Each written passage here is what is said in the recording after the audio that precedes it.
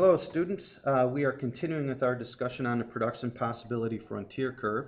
In our last video segment we talked about point E, a point outside the curve. We stated that under our current resources, with one bag of sugar, 40 cups per bag and 1 cup per batch, that our potential was 40 batches of cookies. Point E is not presently possible with the current resources because point E is asking for 80 batches of cookies. You can't do 80 batches when this is your current situation.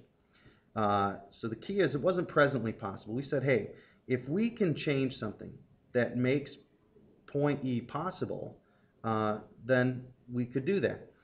We talked about that making point E a possibility would require economic growth. And the definitions we use for economic growth was when something changes, which makes something that was once not possible, possible. So if we change something that makes 80 batches, which is currently not possible, become possible, that would be economic growth. In other words, our potential has increased. We are now capable of making 80 batches of cookies instead of 40. We said that based on this cookie example, there's two ways to do that. Get more resources, in other words, go to the store and get another bag of sugar, or if you can't get more sugar, then you're forced to get more out of your existing resources. If I can't add to that bag of sugar, then I have to figure out a way to make more cookies with the existing bag.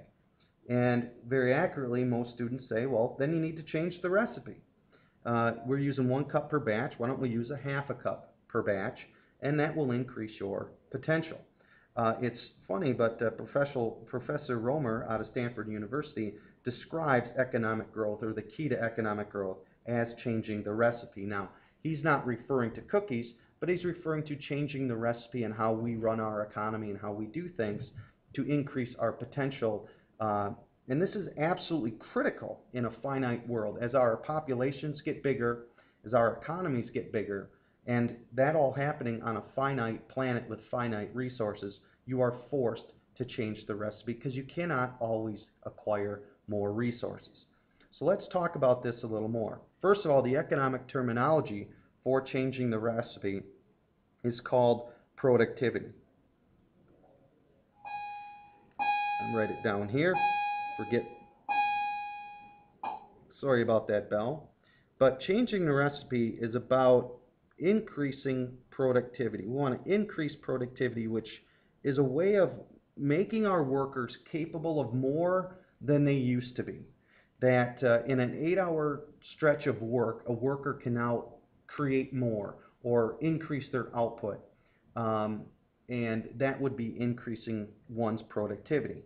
Now, how do we change our recipe? We're going to move away from the cookie example now.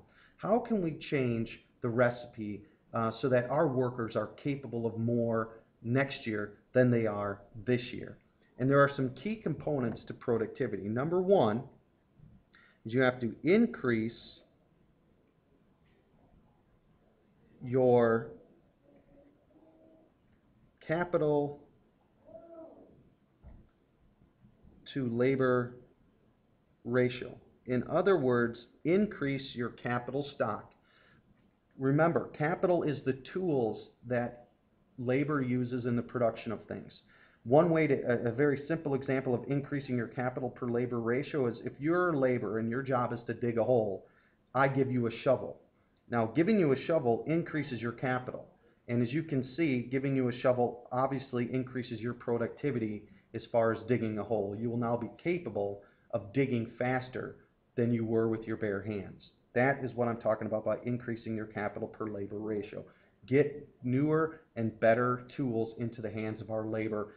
This is a big part of where technology comes in as well. Another thing we can do to increase productivity is to increase our human capital. And our human capital is your education. I joke with my students that the number one tool that you have is between your ears. So we want to give you good tools to use, but we also want to make sure you're educated in how to use those tools. It doesn't do any good to give someone a laptop that doesn't understand how to use it. I could give myself a laptop and my kindergarten daughter a laptop, and it won't change anything. It's the same capital, but I'm going to be a lot more productive with it than my kindergarten daughter because I have the education to go with it, to use it. So this is a package deal. You need the education, but you also need the capital. One without the other does no good. The other thing we want to do is we want to specialize. And the reason we like to specialize is if you're not busy doing a lot of different things, if you're zoned in and focused on one thing or one activity or one skill, you get really, really good at it because specialization increases your number of reps. And the more you do something, the better you get at it. So when we talk about productivity, we want to give you good tools. We want to educate you on how to use those tools and apply those tools. And we want to make sure you get a lot of repetition at doing that job. You do all three of those and you get a very powerful worker.